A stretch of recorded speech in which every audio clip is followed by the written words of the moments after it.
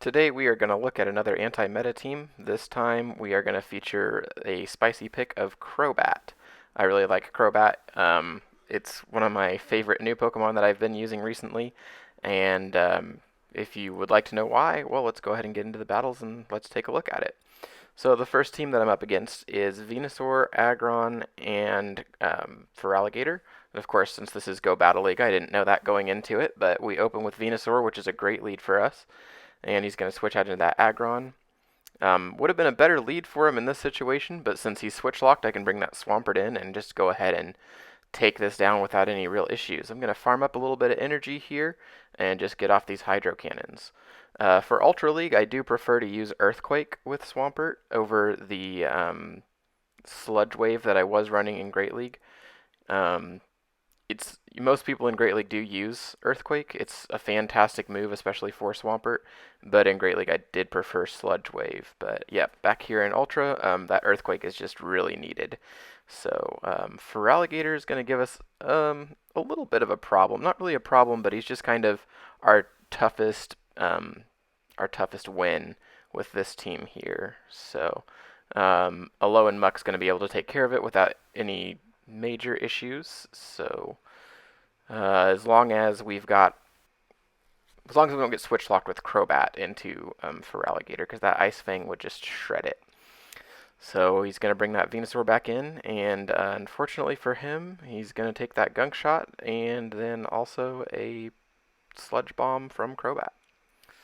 So that's going to be the end of our first battle. Let's go ahead and get into a next battle here. And that's going to be Poliwrath, Venusaur, and Alolan Muck. Alolan Muck is another one that gives my team a little bit of issues. I do have the Mirror Match and Swampert for that, but Crobat can't really stand up against it because he resists everything Crobat has. So we always hope not to be switch locked there. But we've got Poliwrath switched out into that Venusaur to take down my Swampert. I am going to go ahead and drop this Earthquake off. If he doesn't shield it, it'll do a lot of damage to him. So that's one of the reasons right there that I really prefer the Earthquake. He doesn't really have an answer to keep that Venusaur alive at this point, so we'll go ahead and farm it down. And I believe Poliwrath is going to come back in here. Nope, he brings in the Alolan Muck. So after I'm going to just get off the Sludge Bomb, he's going to shield it, which was great for me. I burned a shield there. It wouldn't have really done much. And we'll go ahead and do Gunk Shot because the Dark Pulse would be resisted. And we've got a pretty positive advantage right here, so we should be able to take care of this one no problem.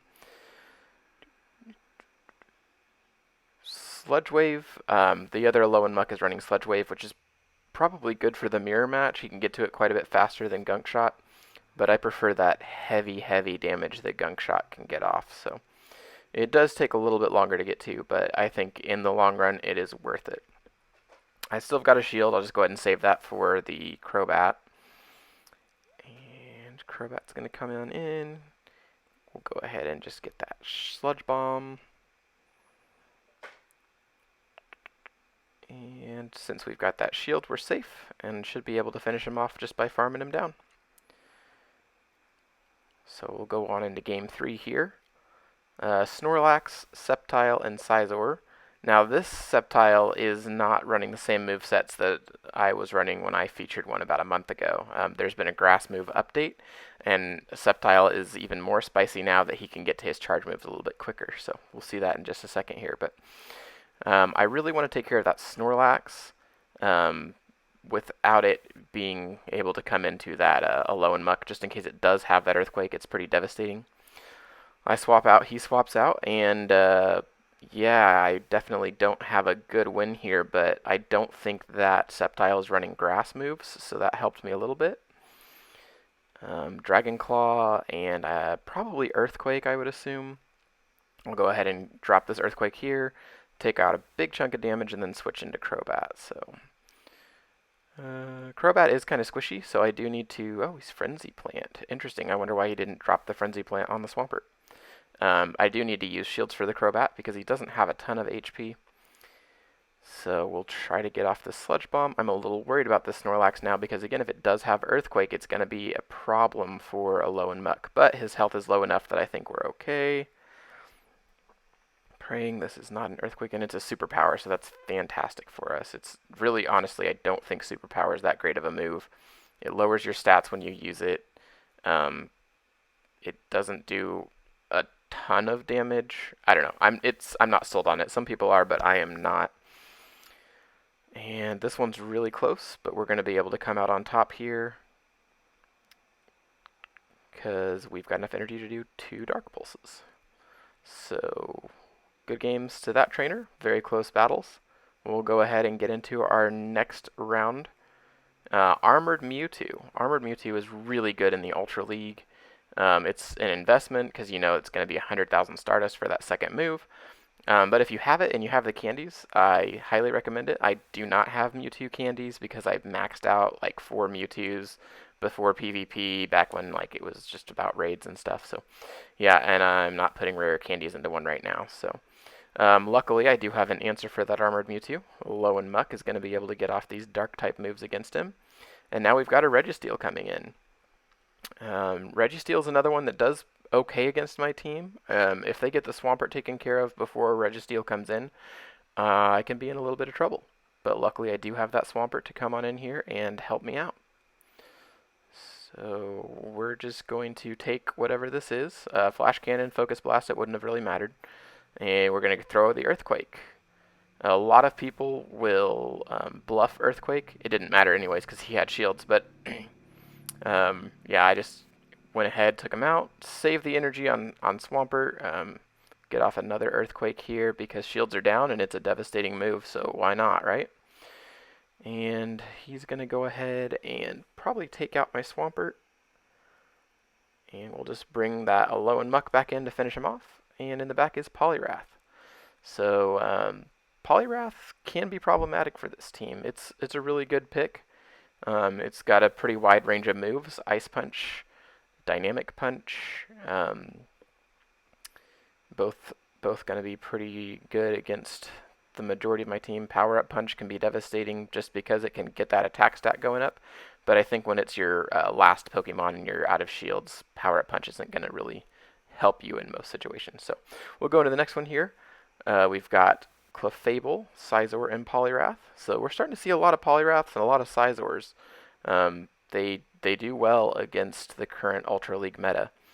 Unfortunately, the Clefable here is going to shield that Sludge Bomb.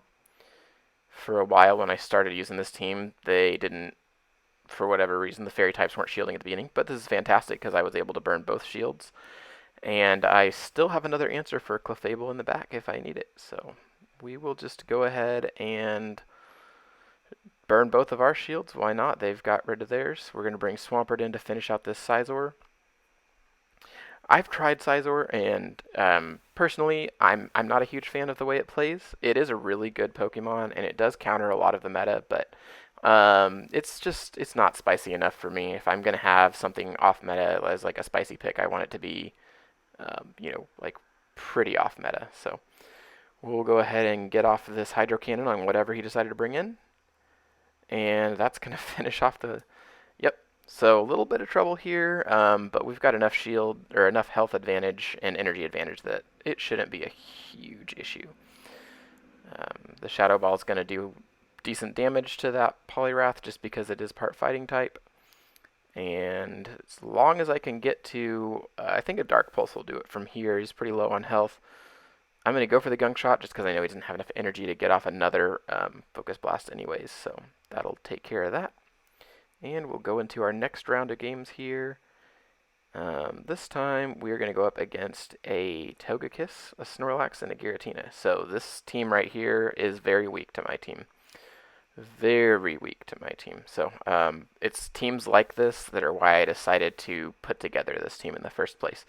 Giratina before the nerf of Ancient Power was just absolutely devastating. It was really, really hard to counter teams, especially Giratina Registeel teams. Those were problematic. I saw a lot of Giratina Cresselia teams as well. But yeah, we're definitely coming to a point where the Giratinas are easier to deal with. They're not even ranked #1 for Ultra League anymore because of that nerf. And I've seen a lot of people switch to Shadow Sneak, which is an interesting pick, but we're going to go ahead and get this Earthquake off here on this Snorlax. And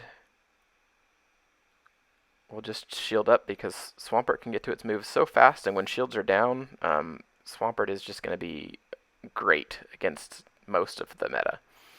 Obviously, it needs to watch out for grass, but I'm not worried about that right here. So we will farm down this Snorlax, and just in case I had an Earthquake, I'm going to go ahead and do the Dark Pulse here to finish it off. And we'll do a Dark Pulse on this Giratina, and you'll see why I like Alolan Muck against Giratina.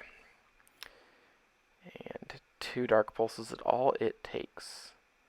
It's pretty incredible for such a devastating Pokemon that, you know, people are having trouble with left and right, and it doesn't really have any hard counters per se. So, yep, Alolan Muck, pretty good in Ultra League. We'll go ahead and get into what I think might be our second to final round here. We've got Registeel, Clefable, Giratina. So yeah, again, another very meta team that I was seeing quite a bit of. Absolutely gonna just be able to take it down with this team. So we've got Dark Pulse coming out.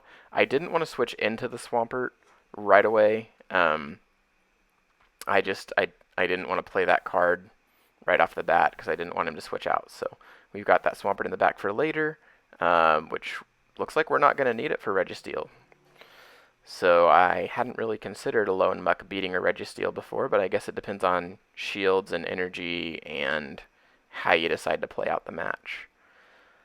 We'll get to another Dark Pulse here. And we're both out of shields. So let's see here. I'm going to probably bring in that Swampert now. Farm up some energy. We'll go ahead and do an Earthquake. It's gonna not be able to be shielded, so it'll hit pretty hard. And then the Sludge Bomb will be able to finish off. And he switched in. That was a really good switch. I didn't even know it had switched until it got back to the other screen. Really wish I would have been able to save up for the Shadow Ball for that first hit. It would have been more devastating, but we've got it off on the second hit. And we'll let, well, we don't have a choice, but Crobat's going to go down here, and Swampert's going to be able to finish us off. Since it does have health advantage right now, it'll be able to come in and finish off this very, very low health Clefable. And this is going to be our final battle for the day. We're going to come in here, Venusaur, Cresselia, Swampert. So Venusaur, Swampert teams are pretty common. We're not seeing them as much now, but Venusaur and Swampert do make a very good duo, especially if you put just about anything meta relevant in the middle. Switch out here into this Alolan Muck. It's going to take care of this Cresselia. Future Sight's not going to do very much damage to us, and Dark Pulse is going to hit really hard in return. Trying to save up a little bit of energy on the side too, just because if that Venusaur comes back in and I can get off a Gunk Shot, that would be pretty cool.